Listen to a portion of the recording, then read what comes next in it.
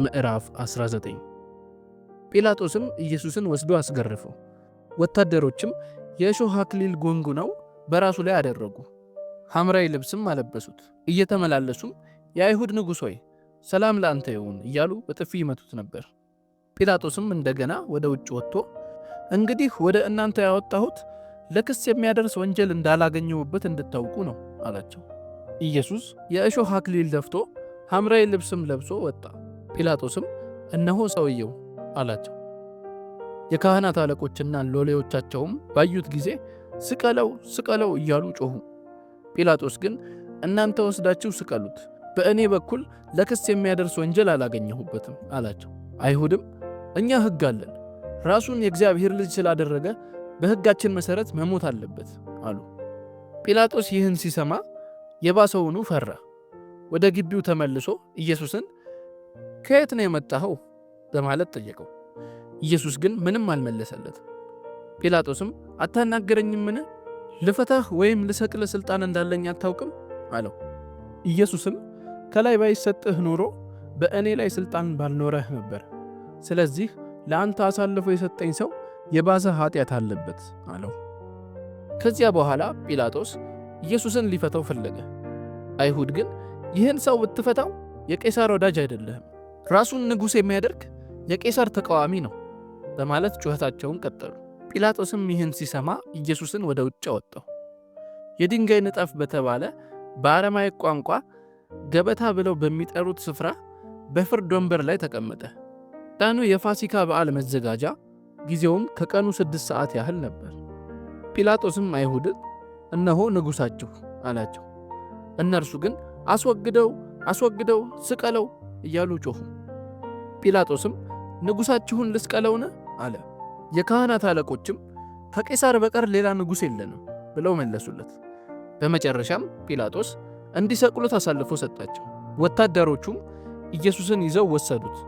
እርሱም የራሱን መስቀል ተሸክሞ በአራማይክ ጎልጎታ ተብሎ ወደሚጠራው የራስ ቅል ወደ ተባለው ቦታ ወጣ። በዚያም ሰቀሉት። ከእርሱም ጋር 2 ሰዎች፣ አንዱን በዚህ በኩል ሌላውን በዚያ በኩል፣ ኢየሱስንም በመካከል አድርገው ሰቀሉ። ጲላጦስም ጽሑፍ ጽፎ በመስቀሉ ላይ አንጠለጠለው። ጽሑፉም የናዝሬቱ ኢየሱስ የአይሁድ ንጉሥ የሚል ነበር። ኢየሱስ የተሰቀለበት ቦታ ከከተማው አጠገብ ስለነበር ብዙዎቹ አይሁድ ጽሑፉን አነበቡት። ጽሑፉም በአረማይክና በላቲን በግሪክም ነበር። የአይሁድ የካህናት አለቆች ጲላጦስን በመቃወም እርሱ የአይሁድ ንጉሥ ነኝ እንዳለ ጻፍ እንጂ የአይሁድ ንጉሥ ብለህ አትጻፍ አሉት። ጲላጦስም በቃ የጻፍኩትን ጽፌአለሁ ብሎ መለሰ።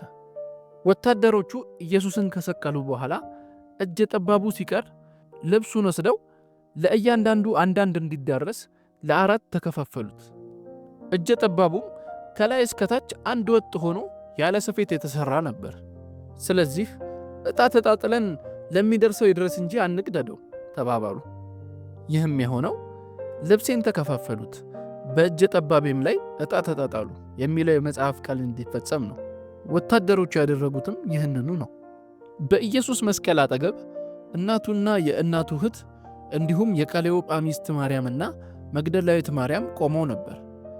በዚያም ኢየሱስ እናቱንና የሚወደውም ደቀ መዝሙር አጠገቧ ቆሞ ሲያያቸው እናቱን አንቺ ሴት ሆይ ልጅሽ ይኸው አላት። ደቀ መዝሙሩንም እናትህ ይህችው አለው።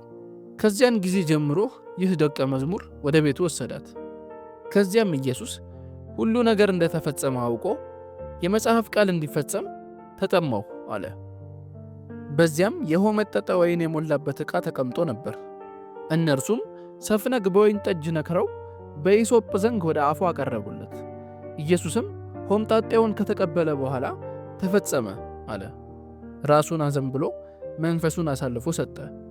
ዕለቱ ለሰንበት መዘጋጃ ቀን ነበር።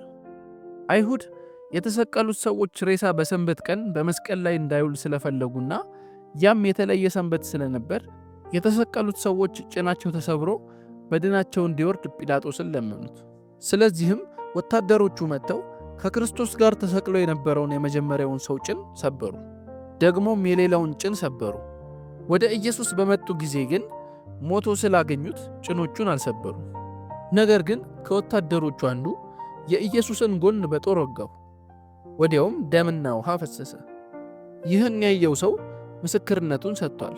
ምስክርነቱም እውነት ነው። እውነትን እንደሚናገርም ያውቃል። እናንተም እንድታምኑ ይመሰክራል።